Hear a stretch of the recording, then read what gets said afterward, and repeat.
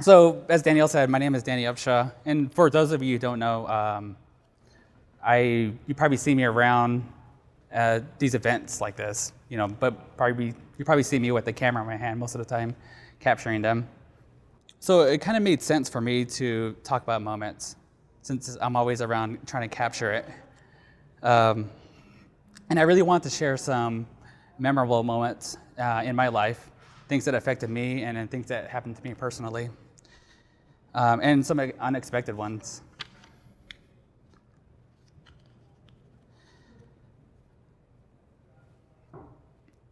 So I kind of wanted to start with a moment that was unexpected to me and how it kind of led me to here, to talking to in front of you guys.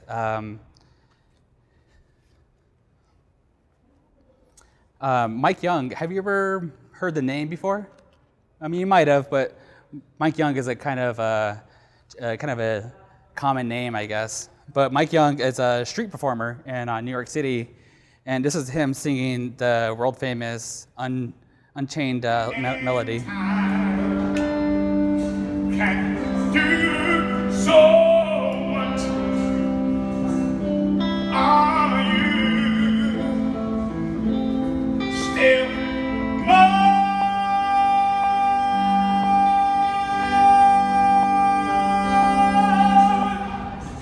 I need your love. I first saw this video back in August, and as most nights I'm spending it late in the studio working. But at this moment in time, I was kind of in a weird, kind of a low point in my life, and I was kind of struggling to create things. But hearing his voice, and I've heard his song many times before, it's one of my favorite songs, but for some reason, seeing him in this setting kind of reminded me of why I started creating in the beginning. To the sea, to the sea, to the open arms of the sea. Really can't get enough of this. So let me explain. I've always envied singer-songwriters, not because of their ability, or not because of their fame or fortune. And obviously, he doesn't have fortune. I mean, maybe a little bit. He probably has fame now because this video's been viral. It's been seen millions of times. But because of their ability to open up, to sing their heart out, that was something that's to me, that's like the purest form of expression to me. Opening up to a group of strangers is something that I really admire, and being able to just sing your heart out and be vulnerable is something I find myself struggling with at times. So with this self-proclaimed impediment of not being able to express myself in front of people, I began, searching for different mediums. So I started drawing ever since I can remember, really young, in high school, all through high school, through college. And this fear of being open and being vulnerable, kind of morphed my artwork into a more abstract. To me, the abstract art was kind of like you're hiding your voice in some ways, only you can decipher it. The abstract part of it was almost like I was hiding my own reality.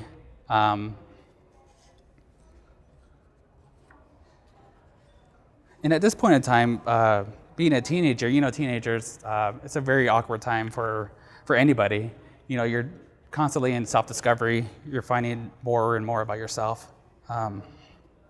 You're trying to find your voice because that's all you want to be. You just want to be heard, because sometimes as a teenager, you just don't feel like you're being heard at all.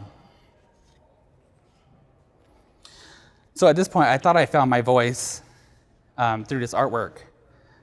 But my voice was a voice that was kind of unheard because, it was only something that I could understand. And a lot of times it was just trapped in a sketchbook.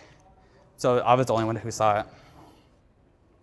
With the occasional exception of some graffiti every now and then.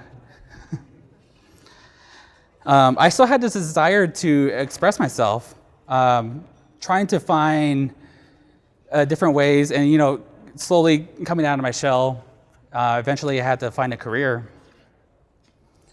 and trying to find a career. Artist to me seemed a little too far-fetched for me. It seemed a little too unreachable.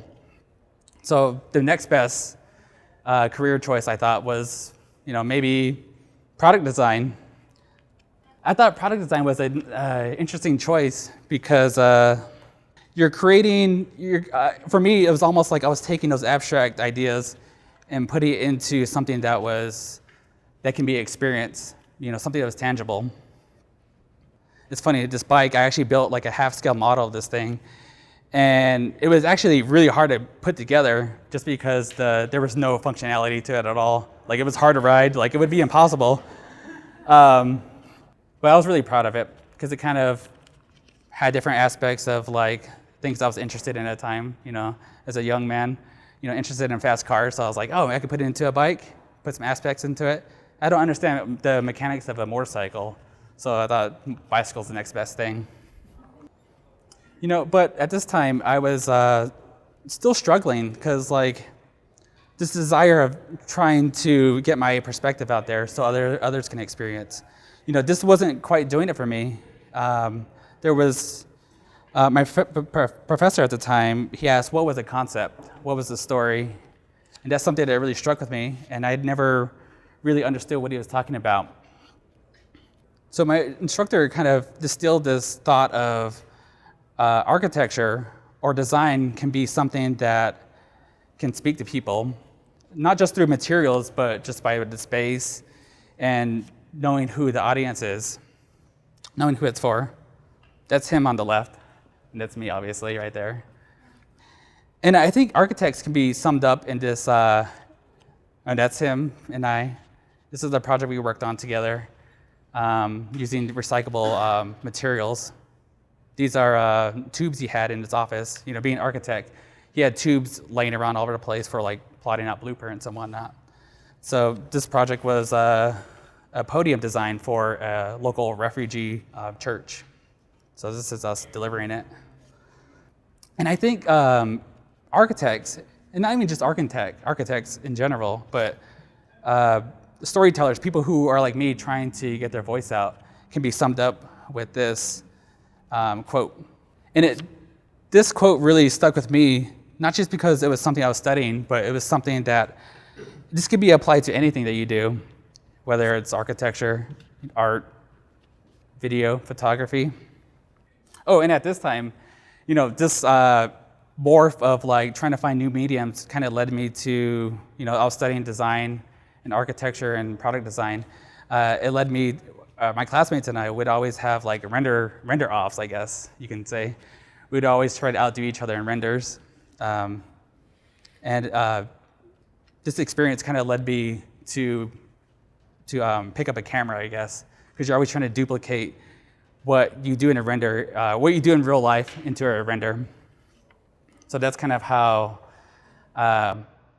this new medium came about.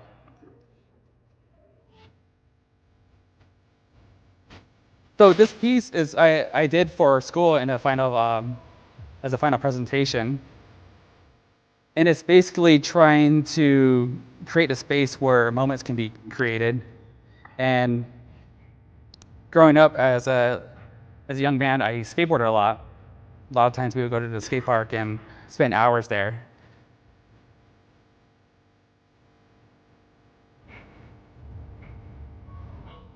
And me being Navajo descent, I wanted to bring that this culture from the city up to the reservation, because I was never born or raised on a reservation. I was born in the city and never knew reservation life at all. So I thought it'd be kind of cool to bring what I love down here up there. And as you can see, this is me kind of experimenting with video and rendering and editing.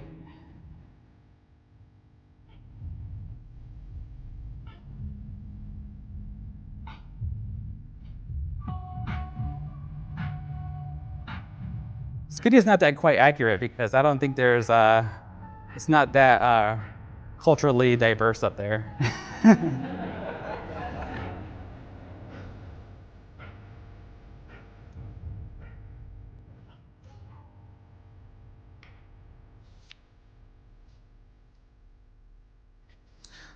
So after doing this project, my instructor came to me and told me, like, you're really good at storytelling, through videos. Obviously, I kind of struggle with public speaking, but it's something I'm working on. So it kind of led me in this new direction, not so much studying design and architecture or product design, but telling stories through video and images. And after graduating in college, you're always trying to look for work. It's hard to find work when you're like a fresh student out of college, especially if your college is ITD Tech, which rest in peace now, because they're no longer around. It's hard to find work like that. So what I would do most of the time is just go out and try to find stories to tell. And stories are everywhere if you look hard enough. Stories, you don't, just like Mike in the subway, you don't need fancy tools to get your point across or to tell your story. He's just in the subway, on a subway platform, singing his heart out. And just so happened somebody had to capture it. Same with like what I do. You don't need fancy equipment to tell a story. You can just do it with your phone. And this is kind of a funny gag I wanted to put in here, because I hate when people do portrait video like the one of Mike. Like just like flip it over to the side and like it could be used. So if you don't have your 3-axis gimbal and your microphone to hook up to your phone, I guess you can just flip it. So I began looking for stories to tell, and stories are all over the place. Coming from a Native American background, around this time, there was a hoop dancing competition at the time, and this was like a few years ago. And being a student who didn't really have any work, I found that if you had the right equipment, you can look like you played the part, I guess. And actually, my good friend Caesar here, who works for the Herd Museum, I'm not sure what he would say to this, but I remember showing up to this event and just telling them, yeah, I work with the Herd Museum, and they said I can come down and photograph. And I showed them my camera, and I had a big camera with me and everything. And they're like, yeah, we'll just check. And I guess they figured, like, yeah, he looks legit. He looks like he plays the part. So I was able to get him for free. I was able to get this nice little view right in the front for media. So in Native American culture, these dances are a way of telling stories. Telling stories of a warrior, or even like where you come from, as far as weather, or even like these dances can be used for healing ceremonies. This is a dancer by the name of Brian Hamill. And I love his background, by the way. He's like he's from like a reservation up north, but he, settled down here after the military because it was warm. And there's communities all over the place to join. Our local community here is a great one to be a part of. AIGA sponsored the food here. And if you're not familiar with AIGA is like a design community geared towards like bringing people together and kind of sharing ideas. Basically a CreativeMornings.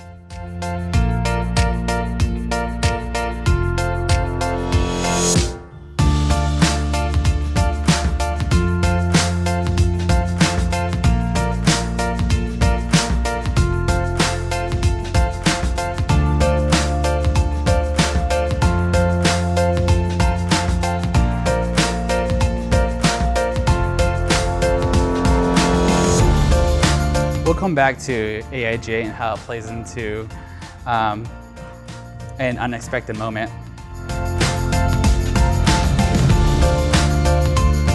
And stories, I try to look for stories that are that I admire, that seem kind of attractive to me.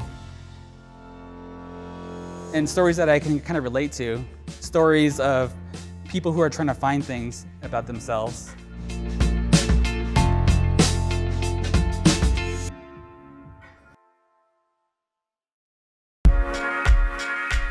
This is my good friend Eric, who's right here, by the way. who has an interesting story. I'm not going to tell it because he's told it before. And if you go to his coffee shop, you can hear it from My him. nomadic lifestyle is about searching for an answer that I'm looking for. It has nothing to do with me moving around, but it's like, okay, more about within, you know? What else am I going to learn here? You know, and then some stories are kind of like a mixed emotions. This story, for example, you know, it takes your breath away, not because of the view, but because of what's happening, you know. This is a good friend of coworker of mine that I used to work with. And they have an interesting story of like how they met, or how he proposed to her at the Grand Canyon after doing a rim to rim to rim hike.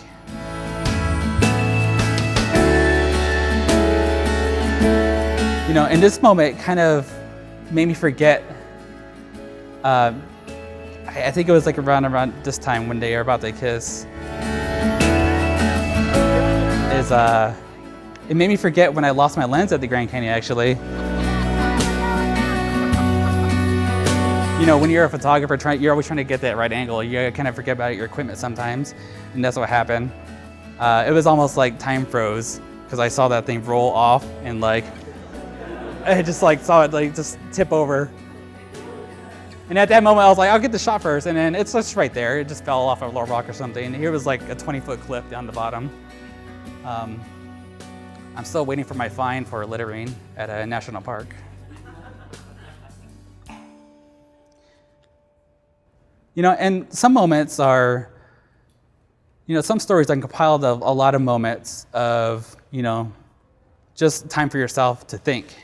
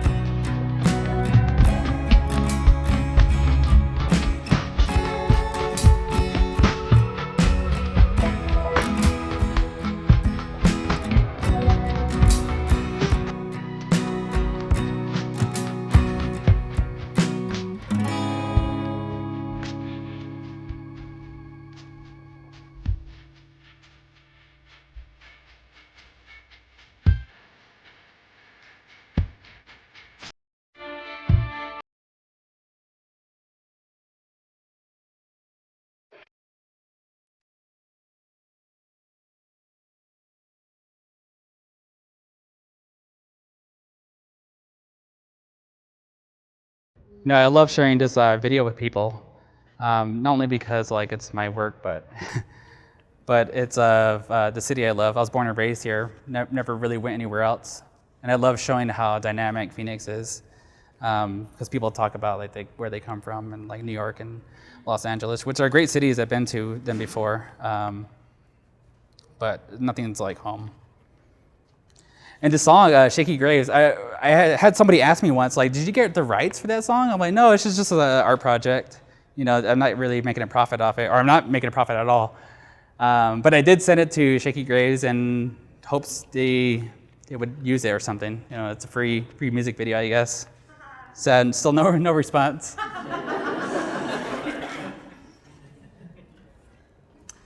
You know, a life of trying to tell stories and trying to tell it in a way that people could relate to you was something I thought only a person like Mike, a singer, could do.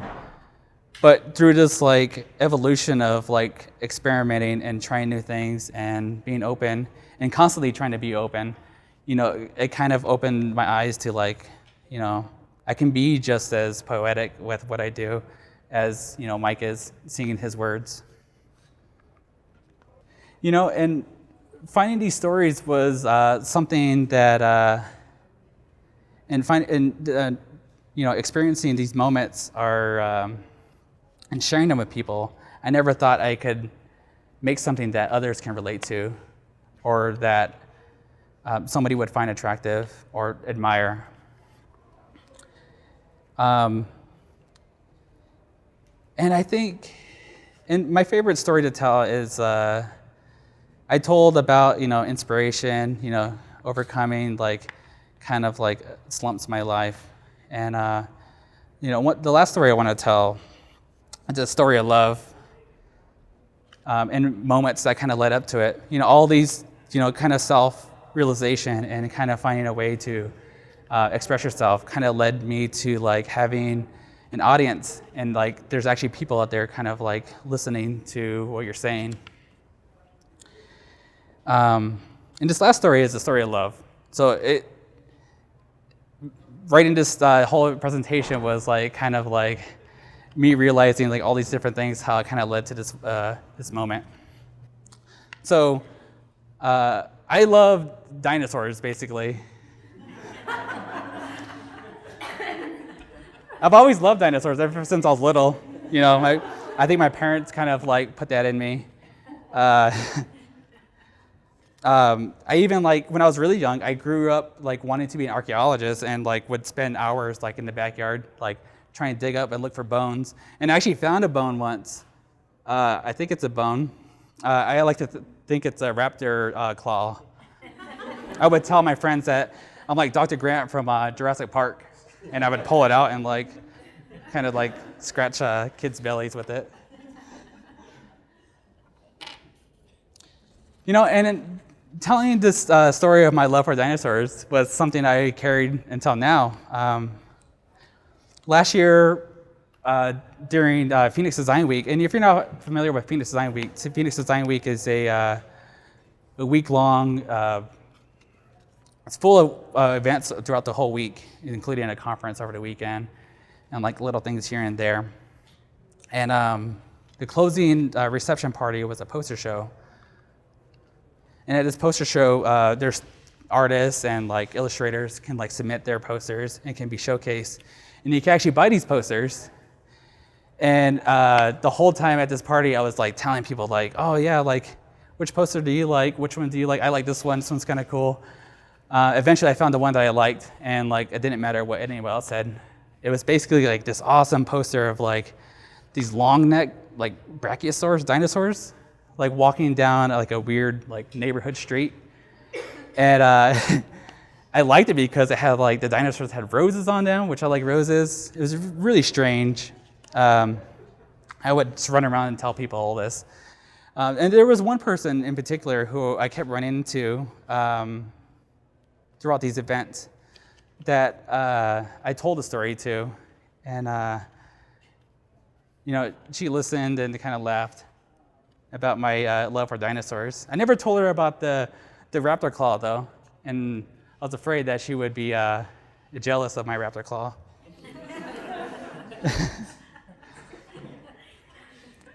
You know, and kind of fast forward, like, things got interesting, I guess. Things kind of progressed, and like eventually we started hanging out more. And I invited her out to go hiking with me once, because I love going hiking on Camelback Mountain.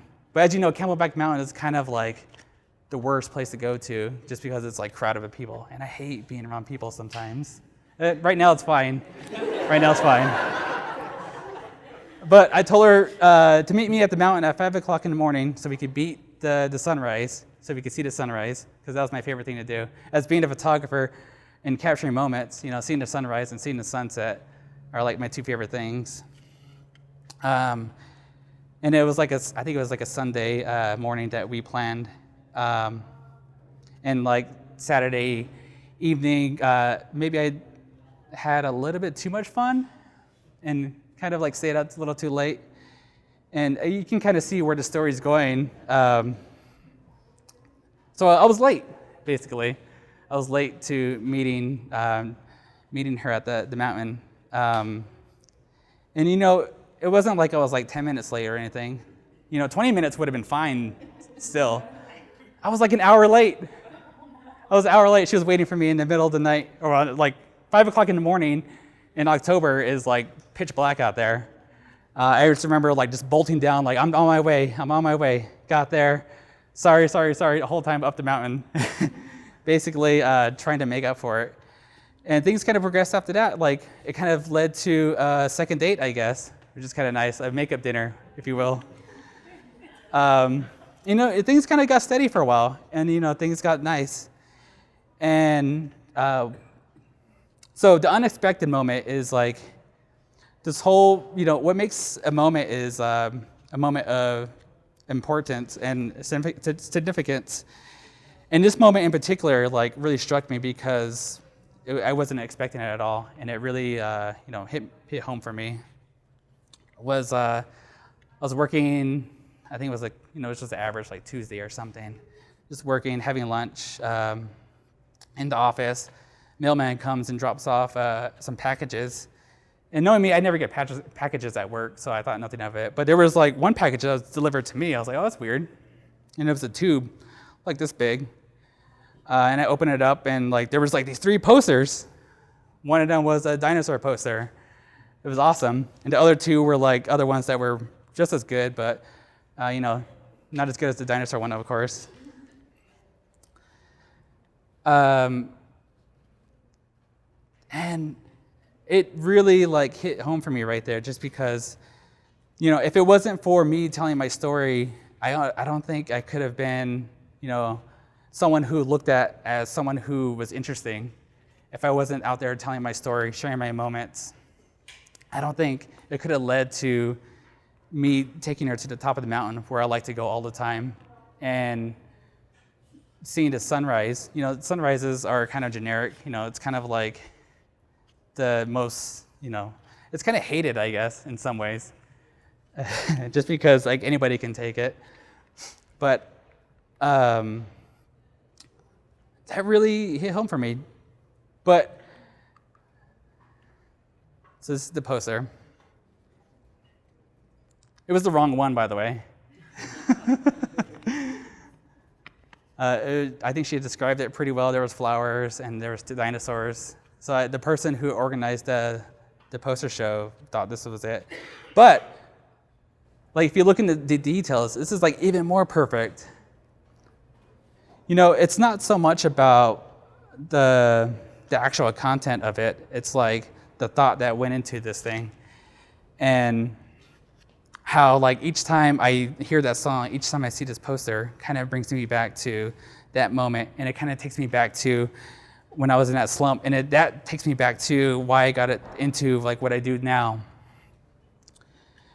And I think that's the whole point of sharing these moments. It's not so much for to hear, like, it's so much so you can tell your story so people can relate to it, because there's always somebody out there who will find your story interesting. That's it.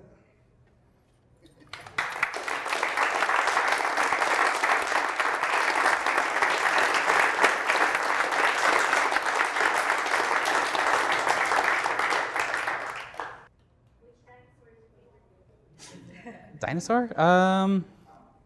Which dinosaur? I think growing up, I always liked Land Before Time, so probably like a long neck. Some sort of long neck. It's always. What made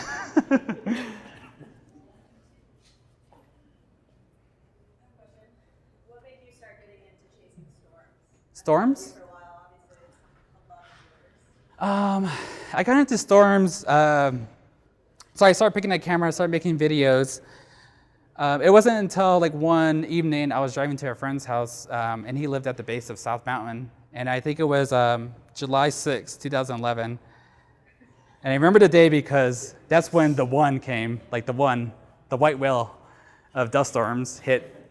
And at that time, I didn't know, like, I never thought of capturing a dust storm. But I remember just going up to South Mountain to my friend's house, and I just remember seeing like this giant cloud, like just coming over, just engulfing it, and like just being really still once you're driving up to it.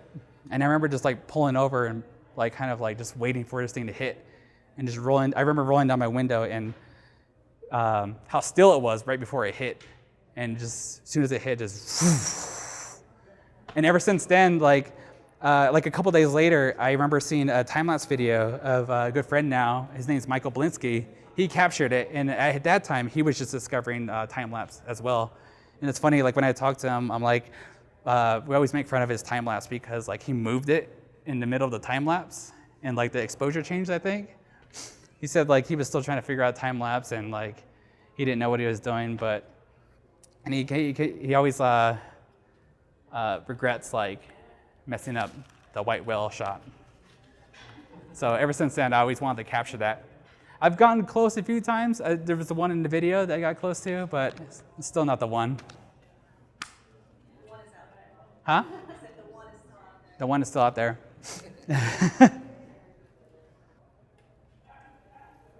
Where do you see yourself in 5 years? What are you doing? In 5 years? Oh, that's a hard question.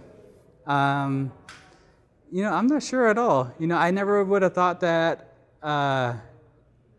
I would have just been drawing in my room as a teenager and then going into making 3D models and renderings, and then eventually like editing, and eventually like standing here. I have no clue actually.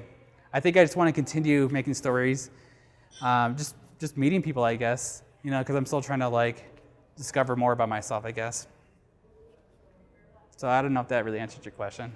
It's so cool how other people's stories kind of make your own story. Yeah. You fall in love with aspects of other stories out there and kind of build who you are.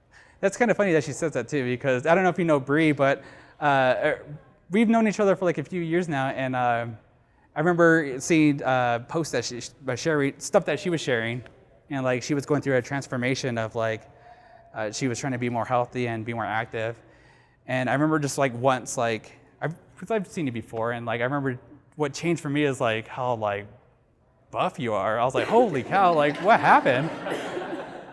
And what really like inspired me, because we're actually working on a project together, which we need to get back together again and continue it. She was trying to reach out and try to help other people along the way, and that really inspired me. I'm like, that's really cool. So that's why I reached out to you. I don't know if I ever told you that. Oh yeah. I told you that. Okay. Sharing stories together. Yeah. Making cool shit. Yep. You have any big goals for this year? Big goals for this year. This past year I didn't really do any storm chasing at all. I think maybe I can try to do another one, because this storm chasing video was kind of like I just got to get it out because I had all this footage I didn't know what to do with. So you just kind of like had to let go and like just move on. I figured if I didn't let go of it then, I probably would have held on to it forever. So yeah, I think I would try to like go out and try to capture some more maybe, and hopefully the one will come. And hopefully I'm ready for it. So I think that's it.